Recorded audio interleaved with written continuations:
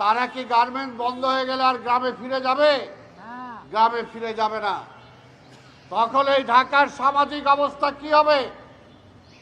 তারা বেঁচে থাকার জন্য কি করবে একটু কি আমরা চিন্তা করছি? আজকে নদীভাঙা মানুষ হাজার হাজার ঢাকা শহরের দিকে আসছে। আজকে ঢাকা শহরের ট্রাফিক যানজট দেখে আমরা সবাই হাই হুতাশ করি, কিন্তু এই মানুষগুলোর কথা একবারও চিন্তা করি না যে তারা বেঁচে থাকার জন্য, বেঁচে থাকার তাগিদে আজকে ঢাকা শহরে আসছে। যদি ভিক্ষা করে তারপরে একটা পরিবার ঢাকা শহরে বেঁচে থাকতে পারে, কিন্তু গ্রামগঞ্জে আজকে চাকরির ব্যবস্থা নাই। এই মানুষগুলো কিভাবে বাঁচবে? তাই ভাইয়ের আমার, পরিষ্কার কথা, এই দেশটাকে একটা সিস্টেমে নিয়ে আসেন। ইউনূস সাহেব,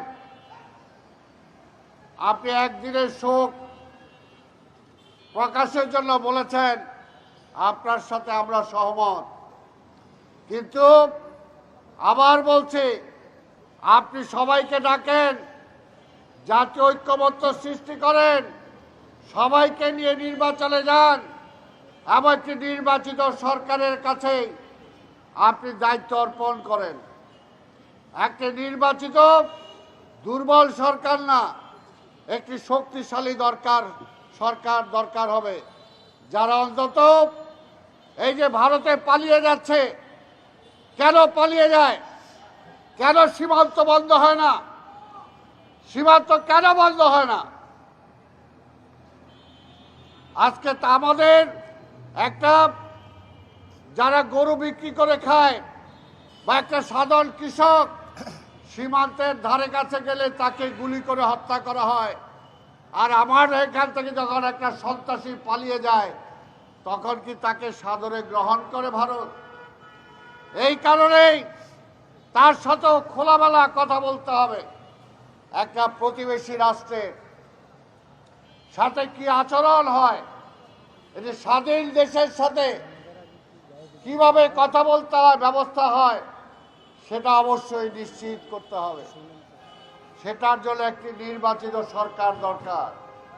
তাই ভাইয়ের আমার, আমরা জানি আজকে হাদিকে হত্যা করা হয়েছে এই নির্বাচনী প্রক্রিয়াকে বানচাল করার জন্য, একটি গণতন্ত্র যাতে না আসে সেটাকে বানচাল করার জন্য।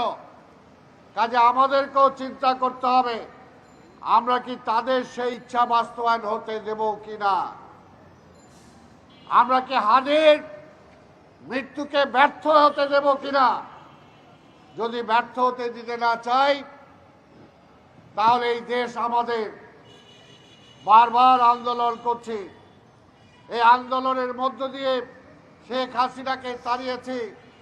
নিশ্চয়ই শেখ হাসিনার আবার সেই হম্বি তম্বি শোনার জন্য না, তার রক্তচক্ষু দেখার জন্য না, ওখানে বসে থেকে সে হুকুম দিয়ে হত্যা করবে আর তার বিচার হবে না। তার দোসররা এখনো বিভিন্ন জায়গায় আরামে বসে থাকবে, এটা কখনো হতে পারে না। সেই কারণেই পরিষ্কারভাবে আজকে আমাদের সংগ্রাম আধিপত্যবাদীদের বিরুদ্ধে সংগ্রাম। আধিপত্যবাদীদের পক্ষে যারাই কথা বলবে তাদের বিরুদ্ধে সোচ্চার হতে হবে আমাদের। এছাড়া এই দেশটাকে আমরা রক্ষা করতে পারবো না। আমার দেশ আমাকেই রক্ষা করতে হবে। আর যারা এখনো আমাদেরকে অন্য দৃষ্টিতে দেখছেন তাদেরকে বলবো, বাংলাদেশকে হজম করতে চায়েন না, বাংলাদেশকে হজম করা যাবে না, অত সহজ না। রক্ত দিয়ে যুদ্ধ করে আমরা দেশটা স্বাধীন করেছি। আজকে রক্ত দিয়ে, মা বোনের ইজ্জত দিয়ে আজকে ফ্যাসিবাদকে আমরা তাড়িয়েছি। প্রয়োজনে এই সংগ্রামকে আরো দীর্ঘায়িত করতে হবে, কিন্তু কোনোভাবে আপোষের ফর্মুলায় যাওয়া যাবে না। তাই ভাইয়ের আমার, আমি আমার বক্তব্য দীর্ঘায়িত না করে, আন্দোলন শেষ হয়ে যায় নাই, বিপ্লব শেষ হয়ে যায় নাই। চূড়ান্ত বিজয়ের জন্য ঐক্যবদ্ধ থাকতে হবে। ফ্যাসিবাদ বিরোধী ঐক্য আমাদেরকে সামনের দিকে নিয়ে যেতে হবে। তাহলে আমরা এই দেশটাকে সামনের দিকে নিয়ে যেতে পারবো, শত্রুদেরকে মোকাবেলা করতে পারবো। এবং সত্য কথাটা সাহসের সাথে আমাদেরকে বলতে হবে। যেমনিভাবে আমার যে ভাই আজকে রক্ত দিয়ে গিয়েছেন কিন্তু আপোষ করেন নাই, সাহসের সাথে বিদ্রোহ করেছেন, সত্য কথাটা বলেছেন।